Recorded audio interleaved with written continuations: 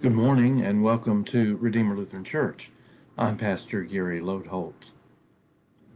When I was in seminary, I was working in a church learning how to do worship and more.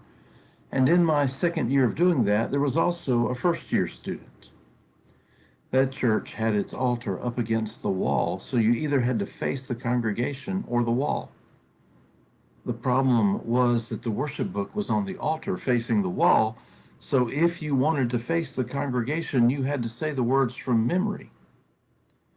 I remember that first-year student trying that with the benediction one time, without such a good memory and without such good success. He turned to face the congregation, and as part of the benediction, he said, "May the Lord look with favor on your face." Well, that's not how it goes. And actually, that's a particularly important part to get right, as Psalm 67 reveals.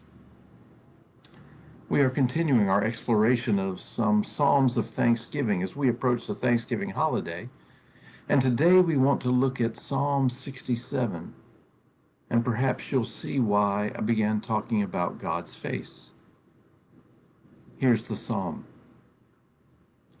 May God be gracious to us and bless us, and make his face to shine upon us, that your way may be known upon earth, your saving power among all nations.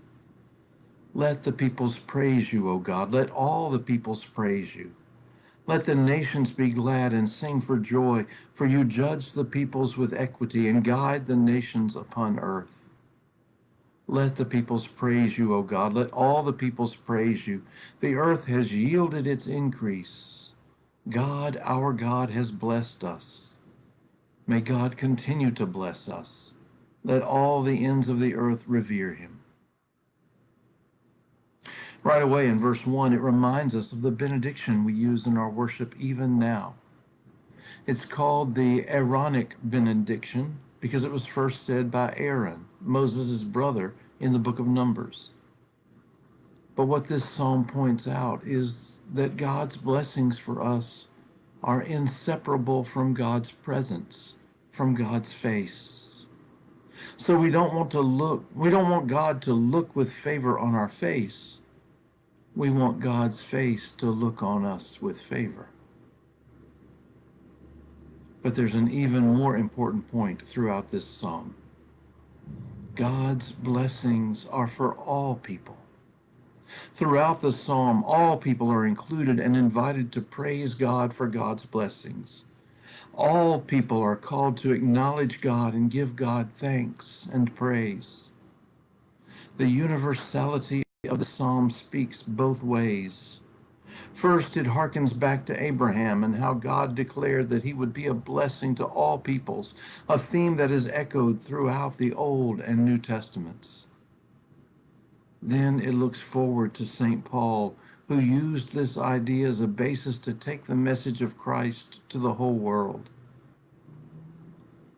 This can sometimes be a problem for us as we get caught up in the narrowness of our own ideas.